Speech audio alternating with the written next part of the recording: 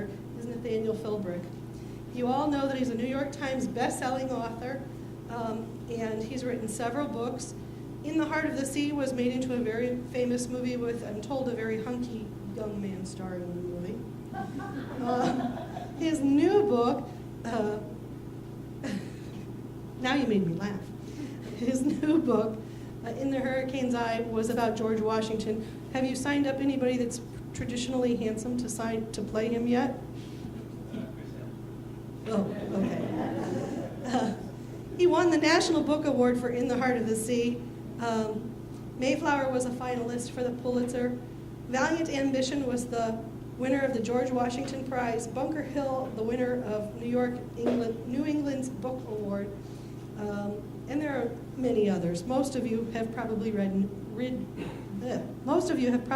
at least a couple of his books, and we all know how wonderful he is.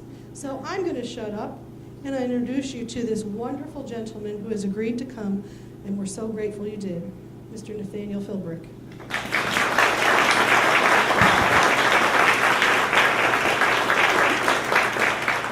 Well, thank you. It's really great to be here. What a beautiful town. I had a delightful afternoon walking around, sampling food, and it's just great. So it is great to be here. I was at the U.S. Naval Academy yesterday, and I will be in St. Louis tomorrow, and this just feels kind of like going home. So this really is a touch of New England, because I live on Nantucket Island and have been there for 32 years. We moved there when our kids were 1 and 4, and they're now much older. I was a water guy, a competitive sunfish sailor in college, and I worked for a sailing magazine, and then was a freelance writer when we moved to Nantucket. And Moby Dick, I was an English major, not a history major. Moby Dick was my personal Bible, and I was so excited to be moving to the island of Ahab, the port of the Pequod, and I immediately became fascinated with the island's history. It was the whaling capital of the world, and this is before petroleum. This is when you ripped off the blubber from a 60-ton whale, chopped it up, boiled it down, and it was Nantucket whale oil that was lighting the streets of Paris and London, and it was one of the wealthiest communities in the United States. And so I got into the history, and I was at home with our kids. And so it was when our youngest, Ethan, got into first grade, I suddenly had till 2:30 in the afternoon. It was just, I'd never had that much consecutive time, and so I began to write what would be my first work of history, Away Offshore, History of Nantucket through the Whaling Era. A chapter in that led to In the Heart of the Sea, and then each book has progressed organically from that. And, all my books in one way or another are about communities under enormous stress, whether it's a crew of a whale ship that's just been rammed by a whale, 102 pilgrims on a leaky ship bound for a coast about which they know nothing. And I became interested in the community of Boston at the time of the Revolution. I live on Nantucket, which has a year-round population of 15,000. Boston in the 1770s was an island. It bore absolutely no resemblance to what it is today. It's a 1.1 square mile island connected by a thin neck of land to Roxbury, Massachusetts. It was, in high tide, it would wash over that. It was really an island. And I wanted to see what happened to that community, which was basically the same size as my own. And I have to say from experience, you may not know everyone by name in a 15,000 person community, but you recognize them. You see them at the grocery store. It is very personal when you live in an isolated community of that size. And I wanted to see what happened to them under the enormous pressures of a revolution. The climax of that book is Bunker Hill. That's the name of the book. But I found myself absolutely transfixed by the gentleman that arrived a few weeks later, George Washington, to take over command of the Continental Army. Now, this was not the George that stares at us from the $1 bill, that staid pragmatist that looks like a statue. No, this was a guy in his early 40s, red-haired, fiery, not yet the defensive-minded general he would ultimately become. He was not happy with the New Englanders he had inherited, and he feared, how can we fight this war for any amount of time against the most powerful military power on earth? And so he wanted to attack British-occupied Boston and burn it to the ground if necessary and get this thing over with. Every time he made this proposal to his Council of War, it would be voted down unanimously. And it would, and much to Washington's chagrin, you have a Chagrin Falls, right? My publicist is from there, so well, hey, it's all from Ohio. I grew up in Pittsburgh, that nautical center of the universe, and a great rival of yours. But so, and ultimately the siege of Boston would end when a bookseller, and thank you to tonight's bookseller, this event, to my mind, combines the two greatest institutions in the world, independent bookstores and libraries. So it is great to be here.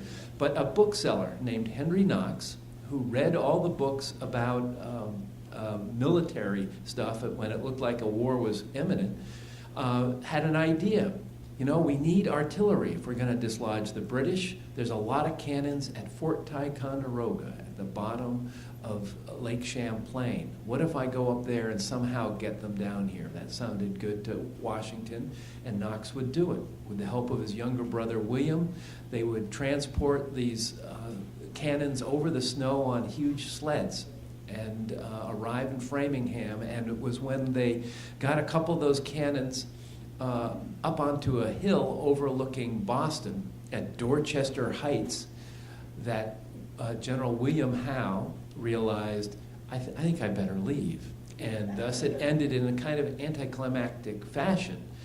But this was a Washington I needed to follow. And so my next book about the Revolution was Valiant Ambition, which focuses on Washington and Benedict Arnold, the great traitor.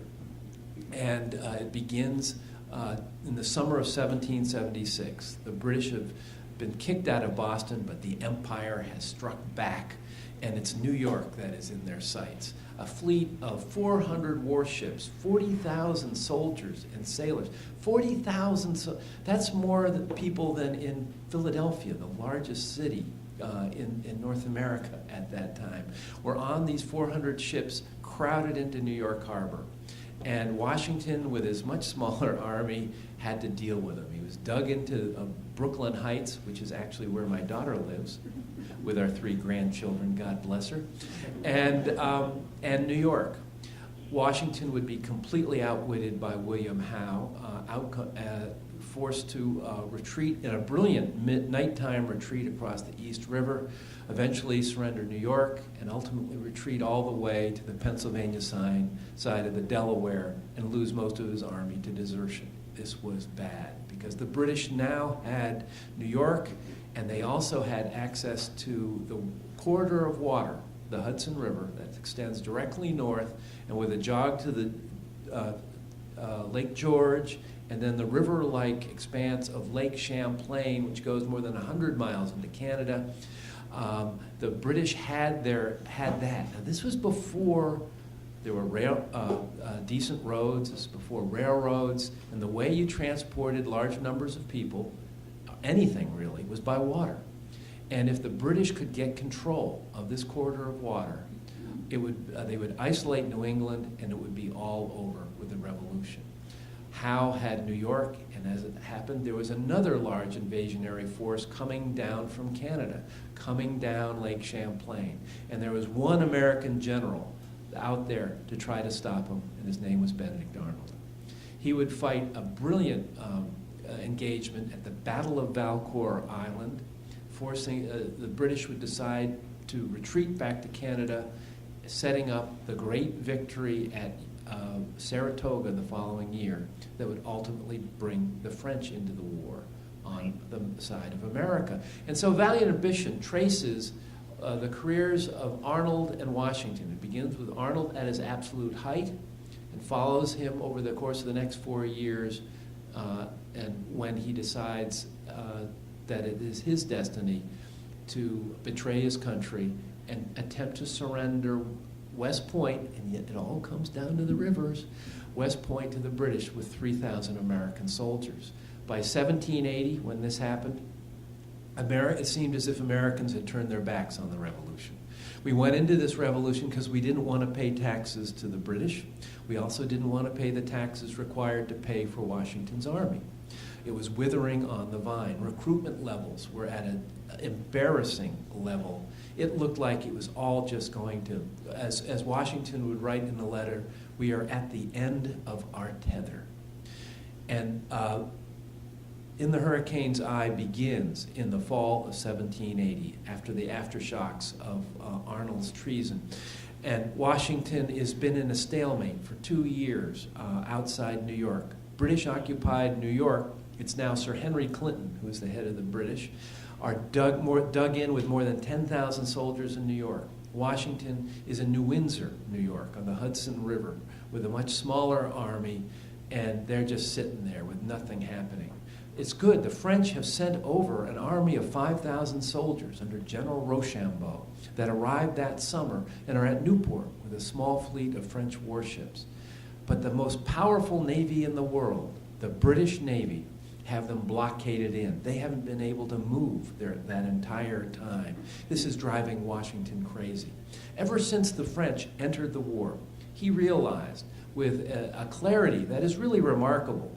I speak of the genius of Washington in the subtitle.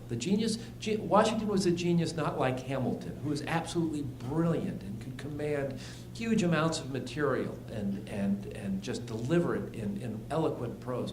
Washington's genius was he could dial away the static of life, figure out what was the most important thing for him to do at that time, focus on it with a laser-like intensity, and make it happen. Early in the war, he realized his aggressive tendencies were endangering the war. He wanted to win it on the battlefield, but if he lost, that would be the end of it. He had to fight a defensive war. This was against every fiber of his being, but he realized this is what he had to do for the good of his country. As soon as France entered the war in the spring of 1778, he realized that the only way to win this was with the French Navy. He needed to break this British Navy's stranglehold on the Atlantic coast, and he could only do it with the French Navy. And so that became his obsession. But a funny thing happened when France entered the war. A colonial rebellion turned into a global conflict, a world war that would reach all the way to India. And remember, France entered this, yes, to help us, but not really. They were out to get England, because they had been humiliated by Britain in the previous decade during the 7 Years' War, what's often called the French and Indian War in America. They had lost Canada. Spain, their ally, had lost Florida to the British. It was just a total embarrassment. And even before that war was over, France launched a campaign of what they called revenge. And they focused on their navy. They realized that was the only way they had to completely reinvent it. And so what they did was they applied Enlightenment ideals to naval warfare. Now, just before I go and describe them, a ship of the line, we think of the tall ships of the 18th and early 19th century as quaint, beautiful things, but what were they really?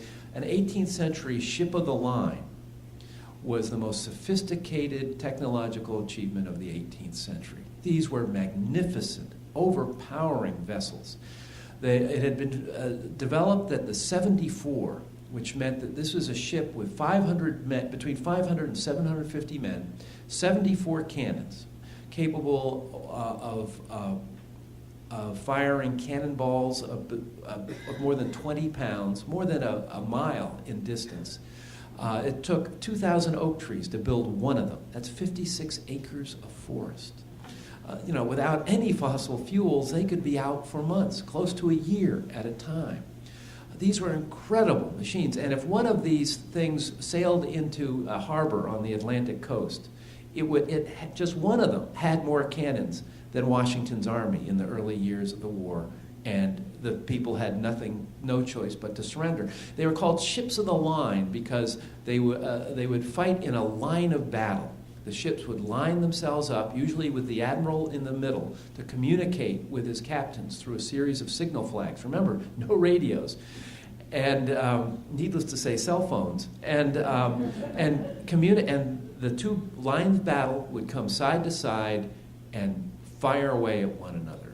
Inevitably, one side would be getting the worst of it, and that side would decide to pull the ripcord, and it would stop. And so there's an incredible amount of firepower at very close range, but usually a naval battle was indecisive because the loser could stop it and sail away. But it was naval warfare was the key to controlling the coast. And so Washington wanted naval superiority. And things had happened to the French Navy since the French and Indian War. They had built a naval academy at Brest. In fact, still there. A professor there was a huge help to me in researching this book. And they studied naval warfare analytically, applying the Enlightenment ideals. They wrote very, very sophisticated tactical manuals, analyzing what was going on, much more sophisticated than anything happening in Britain, where they had always relied on experience. And as soon as France entered the war in the spring of 1778, there were some initial skirmishes in the English Channel, and it became very clear to the British officers that this was a new French Navy. Washington wanted it desperately. He needed, if he could have some ships of the line sail up the coast, establish naval superiority at a portion of it, he could then win the battle on land that would end the revolution. But France had its own agenda. Yes, it wanted to help America, but it really wanted to get Great Britain. And we think of the 13 colonies or states, depending on your point of view, as the jewel in the empire's crown. It wasn't. The Caribbean islands was where the real wealth of the world was generated from the sugar plantations. What we now call Haiti was French, and it created a third of France's exports. I mean, it's just a tremendous wealth. And so as soon as this became a world war, the British, French, and Spanish Navy, because the Spaniards joined this as well, went at each other in the Caribbean. And Britain would take St. Lucia. The French would counter by taking Tobago. And never were they coming up north. This was driving Washington crazy. By the fall of 1780, he would write, "It is as if a chasm has sprung up between me and the French Navy. Will I ever see it happen?" And what was becoming clear to everyone, it had to happen in the next year, or France, this war was going on much longer than they had ever anticipated, or France was going to just pull the plug, and it would all wind down. We would have a treaty with Great Britain. Britain would get where their army was, which would mean they'd have New York, and they would have the South. Because that summer, Lord Cornwallis, who would figure very large in this story, had been rampaging across Carolina, defeated Horatio Gates at Camden, a devastating defeat. And then in December of 1780, Britain's newly minted Brigadier General, the traitor Benedict Arnold, was sent to the Chesapeake. He arrives at the end of December, and Arnold quickly proved that he was probably the best field general, not only in the American Army, but also the British Army. He would storm up the James River, burn Richmond, the wartime capital of Virginia, which was thought to be so far inland that the British could never penetrate that far, send Governor Thomas Jefferson scurrying for his life. And, this was Washington's home state. Washington sends the general who is like a surrogate son to him, Lafayette, the young French general, in his early 20s, sends him down to try to get Arnold. Meanwhile, he needs to do something in the Deep South, in the Carolinas. He sends, and this guy is one of the great unheralded heroes of the Revolution, the fighting Quaker, Nathaniel Greene from Rhode Island. He sends him down to do battle with Cornwallis. And, but nothing is, when is the Navy going to approach? This is all happening, but there's no French Navy.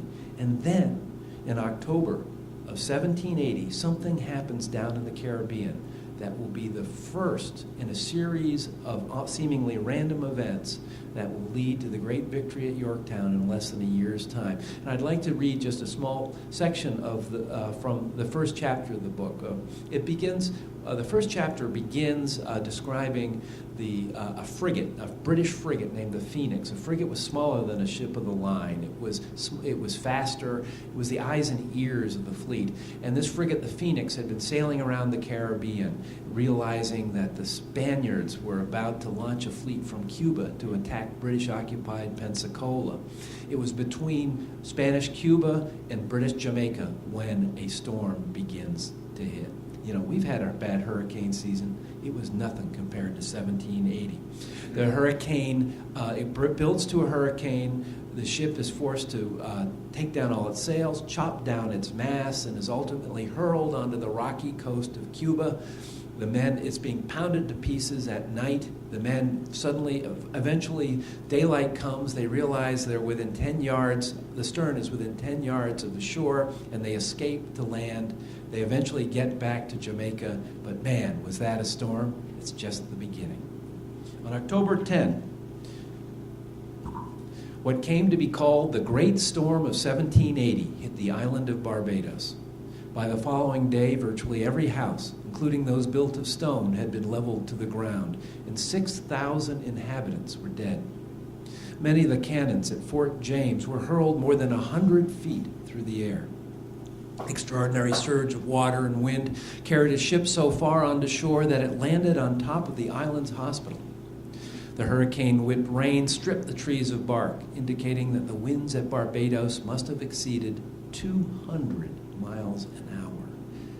A similar scene of destruction occurred at St. Lucia, St. Vincent, and Martinique, where a convoy carrying several thousand French troops was blown out to sea. One estimate puts the total death count of the Great Storm of 1780 at 22,000, making it the deadliest hurricane in recorded history.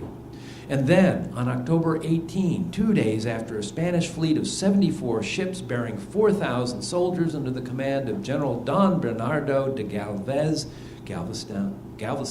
is named for him, departed from Havana to attack Pensacola, a third hurricane struck.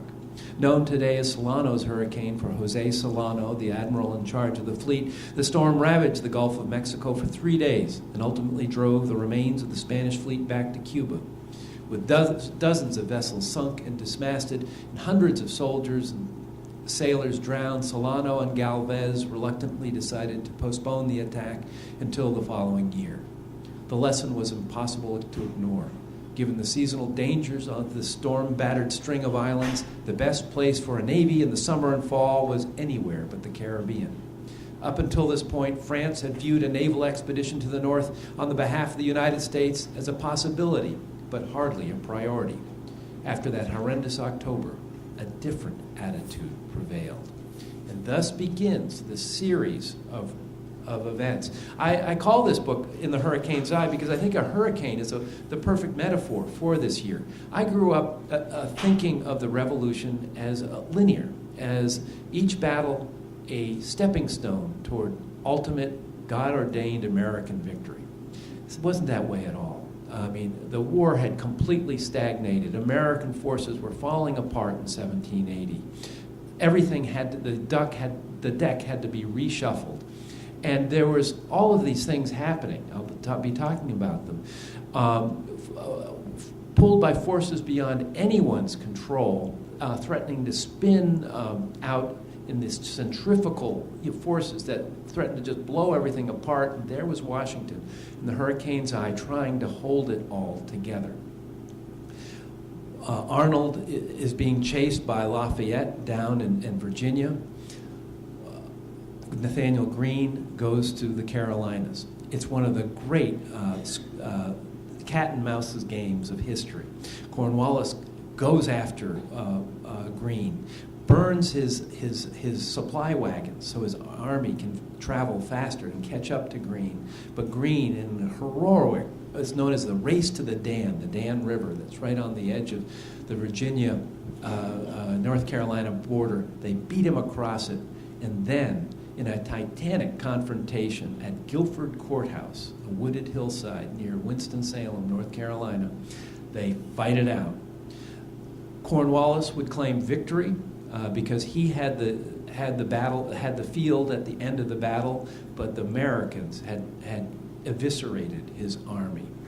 He would be forced to retreat to Wilmington, North Carolina, to pull himself together, but being a stiff upper lip British, he decided to go once again on the offensive, and he moved into Virginia, replacing Arnold in Virginia.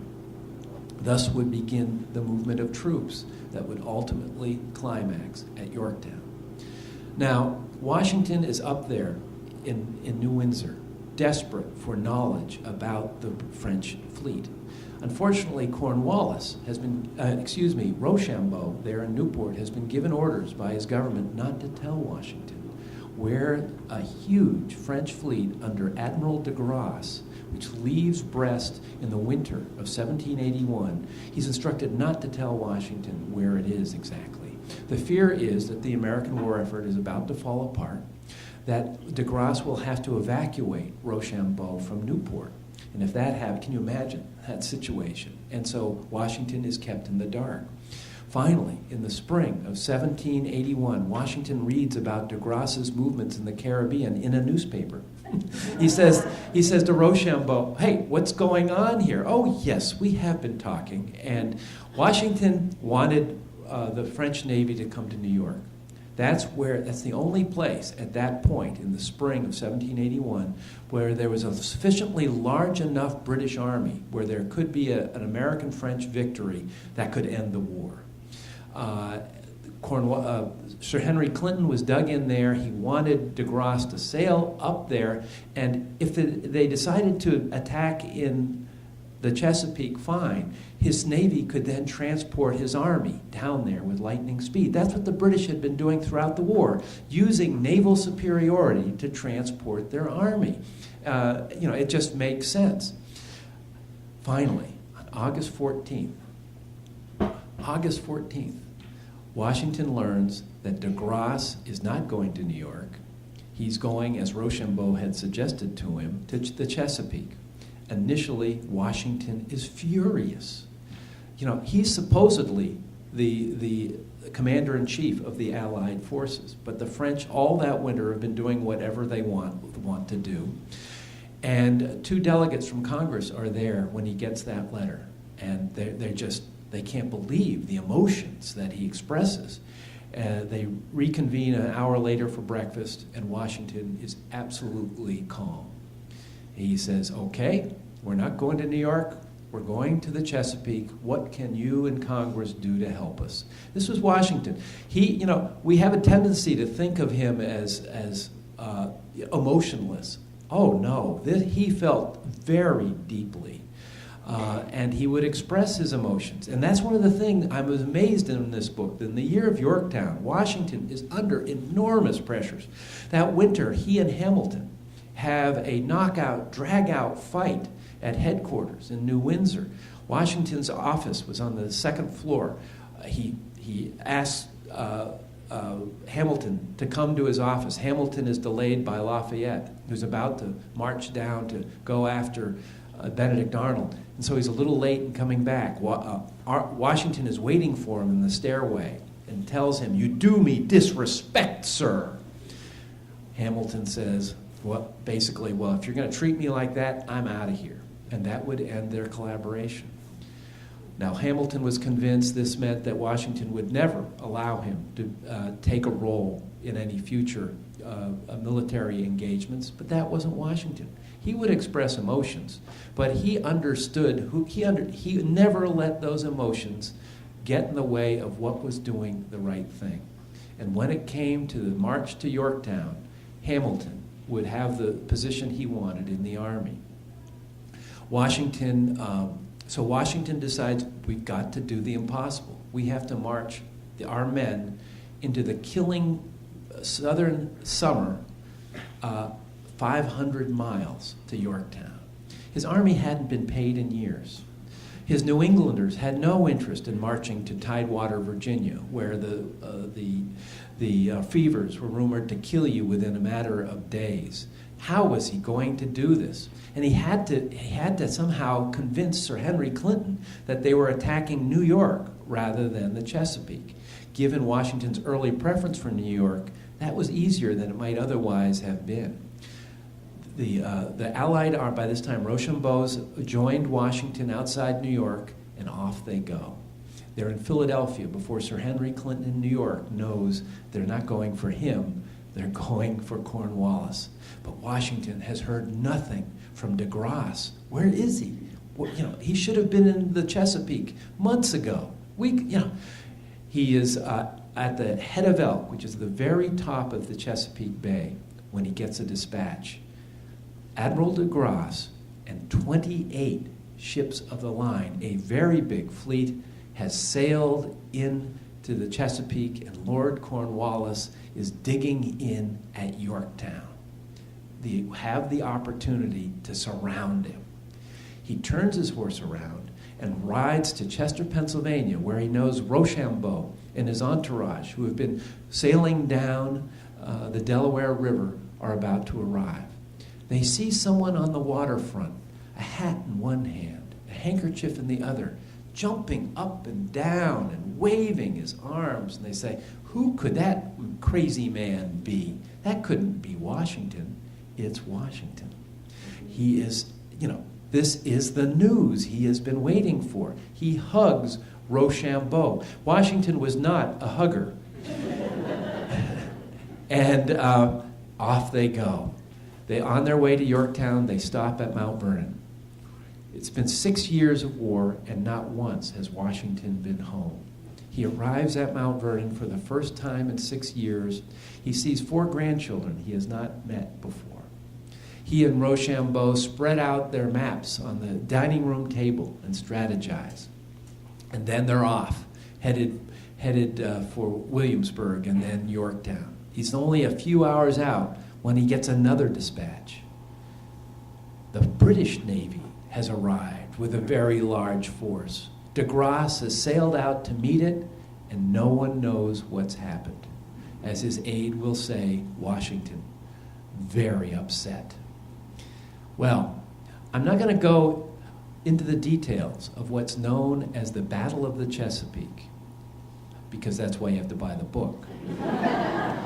But I will say it is the most underappreciated naval engagement in American history. We think of Yorktown as what won us our independence. It was a fait accompli, and I think that term is appropriate, given that it was a fait accompli based on a French naval victory at the Battle of the Chesapeake, fought at the entrance of the Chesapeake Bay. No Americans would participate in this struggle, but it is the naval battle that won us our independence, and it was my determination within the hurricane's eye to put that battle not on the sidelines, as it is in most popular accounts of the Revolutionary War, but where it belongs, in the center of the stage. It's one of those battles where you think the French have it. No, the British have it. Back and forth it would go. And this is a simplification, but for the first and last time in world history, the French would defeat the British Navy. The British were sailing down the Chesapeake to rescue Lord Cornwallis. If they had done that, there would have been no defeat, and there would be no American independence. De Grasse meets them. The British are forced to retreat back to New York for repairs. De Grasse returns just as Washington and Rochambeau arrive, and the siege of Yorktown begins. And in late October, Cornwallis surrenders. I desperately wanted, working on this book, for Washington to have that high five moment Yes, yes. But during the siege, his stepson, Jackie Custis, who accompanies him from Mount Vernon to Yorktown, comes down with camp fever. The days after this great victory, Washington arrives at his bedside just as his stepson dies. This means that while the rest of the country is celebrating, he and Martha are in mourning back at Mount Vernon. And then it will take another 2 years before a treaty is negotiated and before the British forces finally evacuate from New York. At this time, Continental Congress does not have any interest in paying Washington's officers. They are, by this time, they are back up on the Hudson River, this time at Newburgh, and what is known as the Newburgh Conspiracy. A group of Washington's officers say, enough of this. Let's band together, march on Philadelphia, and make Congress pay us by gunpoint. This would have been the military coup that would have destroyed this Republican experiment even before we were properly a country. Washington talks them off the ledge, and I mean, it's an amazing encounter. He gives them a speech, and everyone's sitting there, stony-eyed, not very interested. And then Washington says, I've got a letter to read to you from one of the delegates. And by this time, Washington is 50, and he's beginning having trouble reading. He needs reading glasses. He's got his first pair of reading glasses, and no one has ever seen him wearing glasses. He starts to read the letter, and he can't see. He says, excuse me, apparently I have not only gone gray in your service, I have also gone blind. And he puts on the glasses. Every officer is weeping, and they agree to do as Washington asks. Washington there saved this country in even more of a way, really, than any battle he ever fought. Finally, in November, the British evacuate, and he's bound for Annapolis to the Continental Congress. The Continental Congress is so fearful they're going to be attacked by their own soldiers that they decided they had to leave Philadelphia. They're in Annapolis.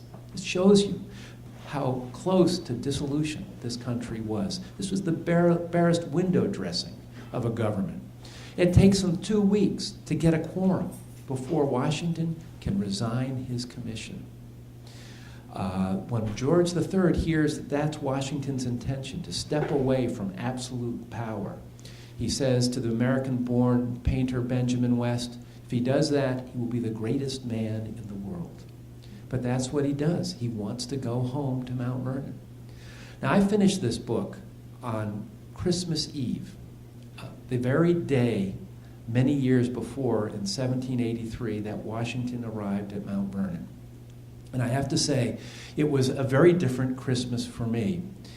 And what I understood, after these 3 books about the Revolution, and particularly this one, as Washington would say a few weeks after Yorktown, if you don't believe in God, look at the circumstances by which brought us this great victory and ultimately independence.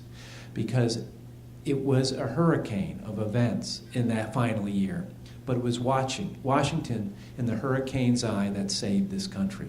Thank you very much.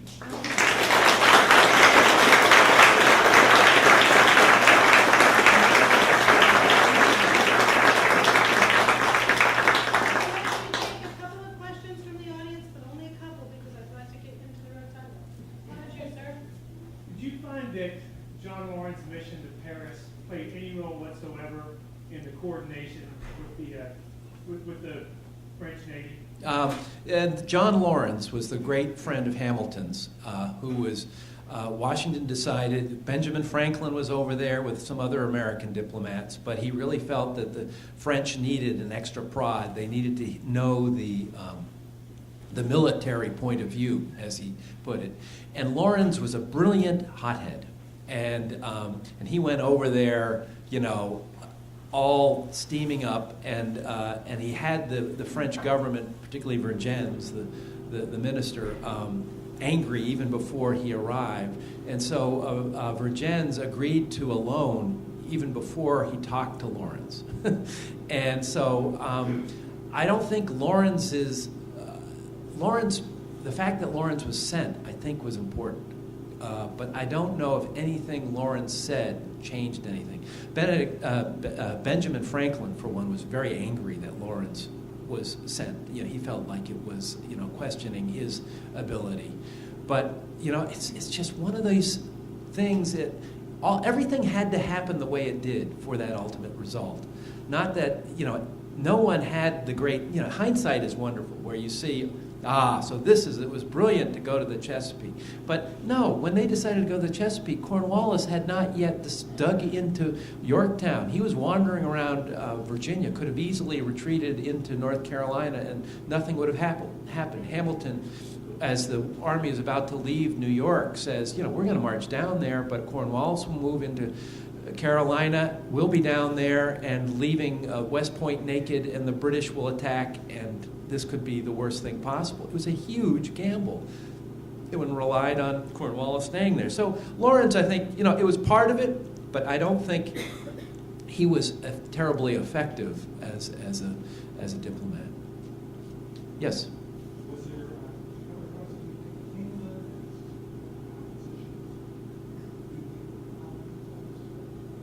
As you mean? Yeah. Well, what the opposition. What happened was, and it's very interesting.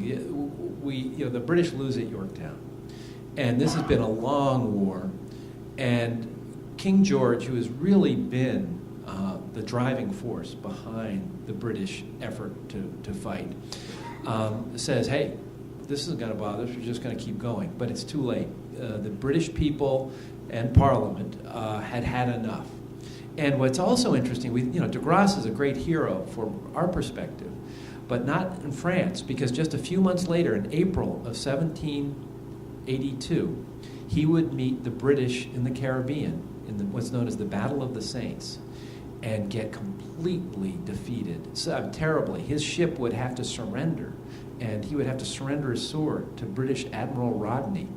And this was such a terrible defeat that Washington feared the British would just come back into this and Yorktown would be meaningless. But it was because the people were so exhausted and sick of it that the political tide was such that the plug was ultimately pulled.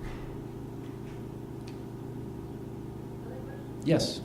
Do you complete all your research and outline before you start writing, or are you writing as you're doing the research? Well, it's a little bit of both. 75% of my time is research. Which is kind of sometimes frustrating because I'm a writer, but you just need. I've long since learned you cannot start writing too early.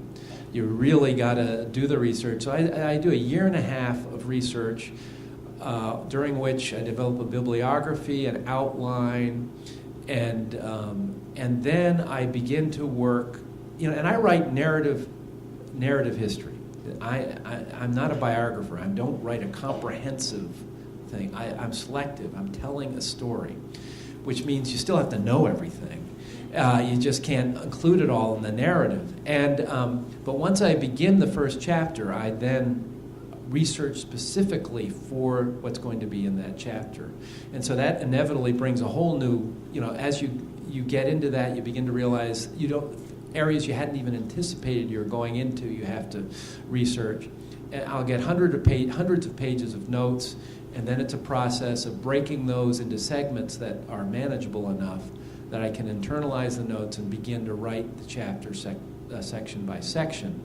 And thus it goes. And so there's a very long early research process, but then each chapter involves its own research. And then ultimately, once I have a manuscript, inevitably I find areas where, I need to know a little more here, there. So it's kind of a kinetic process for me when it comes to research. It's ongoing. Yes?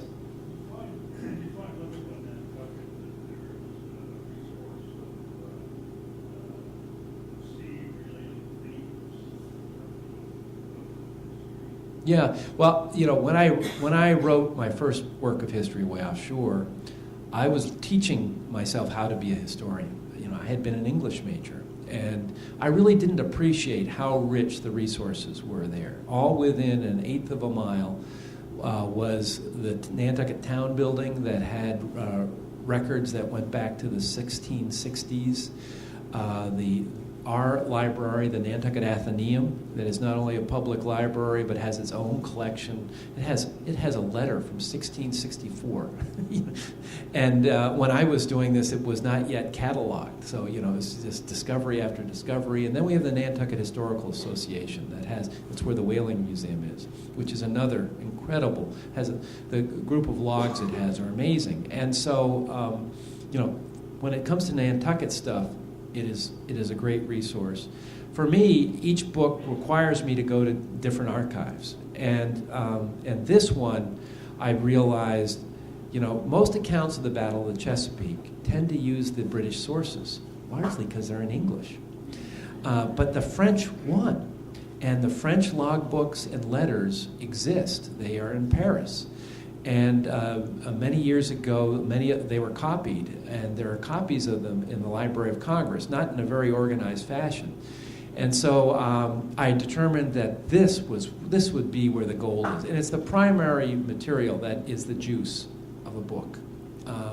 And so I was at Duke for a year, and in grad school, and passed a test that said I could read French. But believe me, my French is not up to reading 18th century logbooks. And so I found this wonderful translator in Quebec.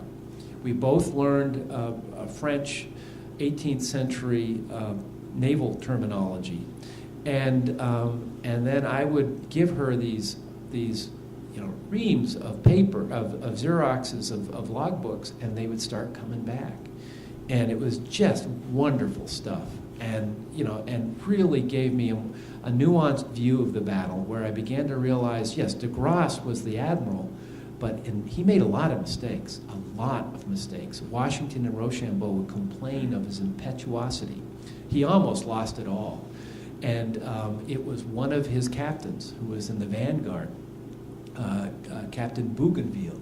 The Bougainvillea is named for him. He had, in the previous decade, he had led France's first global exploration expedition, the first Frenchman to go around the world, and the scientist that found that flower named it for him. But he was the one in the vanguard who de Grasse would acknowledge basically won the battle. And so he is an unsung hero. And it was this granular level of research that really gave me an appreciation of what was going on. And so it's funny. Each book, it's different. In Bunker Hill and Valiant Ambition, the Clements Library at the campus of the University of Michigan has an incredible collection. They have Sir Henry Clinton's papers, Clinton being the commander of the British forces. And there is the spy correspondence with Benedict Arnold. There is the letter in which code Arnold says, I want to turn over West Point. Just stuff like that. They also have Gage, who was the first British general in Boston. They have his papers, and so so each book has had a different archive in which I go to. Yes? Will you reveal the theme of your next book? Yes, and I'll pay you afterwards. No, I've had enough of bloodshed. I've done 3 books of the Revolution. I got a book about Custer's Last Stand. Mayflower ends in a hole. But I can't shake Washington.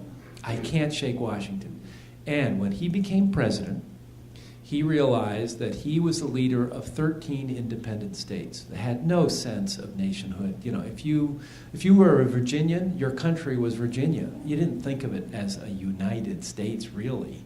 And so he decided he had to visit all 13 states. He went on a road trip. 3 legs to it. He would go as far north as Portsmouth, New Hampshire, as far south as Savannah, Georgia. He traveled not by Air Force One, but by coach, pulled by 4 horses. When he would come to the outskirts of a town, he would get out the coach, get on his great big white horse, and ride into town to huge acclaim. I mean, after 8 years of being commander of the Continental Army, he knew how to make an impression. And people in all the little podunk towns of America realized it's not just our little town, it's not just our state. We have George Washington at the head of our country. This is a United States. And so, you know, the phrase Washington slept here has been a kind of historical joke. I mean, he slept in 280 houses during the Revolution alone. But he insisted that he not stay in the homes of private individuals during this trip because that would be favoritism. And so he stayed in taverns, you know, the Motel 6s of his day. And, you know, he was not going to be an ostentatious king. He was going to be a leader of the people. And so my wife and I have set out on a road trip following George Washington. It's going to be called Travels with George in Search of Washington's America. And we've had a lot of fun. We're doing it with our dog, Dora. So.